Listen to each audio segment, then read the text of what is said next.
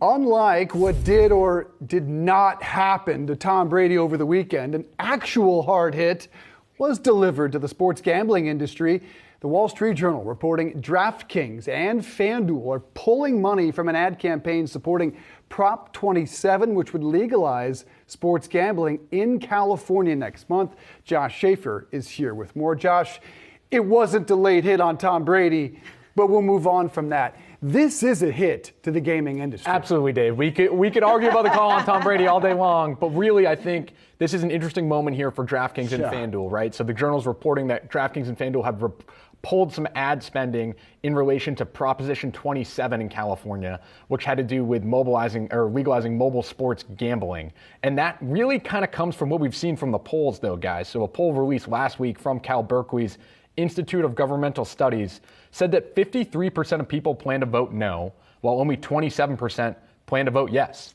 That's 2-1. That is not good a month out from this vote, right? And really the problem in California is there's two propositions. There's Prop 27, which DraftKings, FanDuel, BetMGM are backing, and then there's Prop 26, which the tribes in California are backing for kind of brick and mortar betting.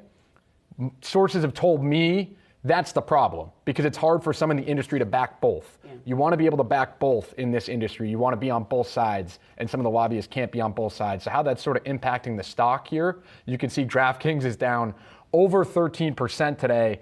And one other thing I want to add on that, I talked to Jed Kelly over at Oppenheimer. He said this could be long-term good for stocks like DraftKings, though. It will give them more time to get to profitability.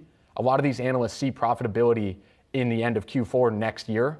If you get to profitability quicker, if you're DraftKings, you have more money to spend on opening in California. Something to think about with the liquidity. That's what a lot of the bears think about here, is that liquidity. It's an interesting twist there. I was going to say why if you didn't just explain that. But Josh, we also need to get to another big story in the gaming space today. When you look at the performance inside the S&P, some of the biggest decliners today, when Las Vegas Sands moving to the downside on a rise in COVID cases in China. Talk to us just about why this is such a concern here for these companies. Yeah, if you take a look at the 1 month chart of these two companies, Wynn and Las Vegas Sands, it really tells you the story, right?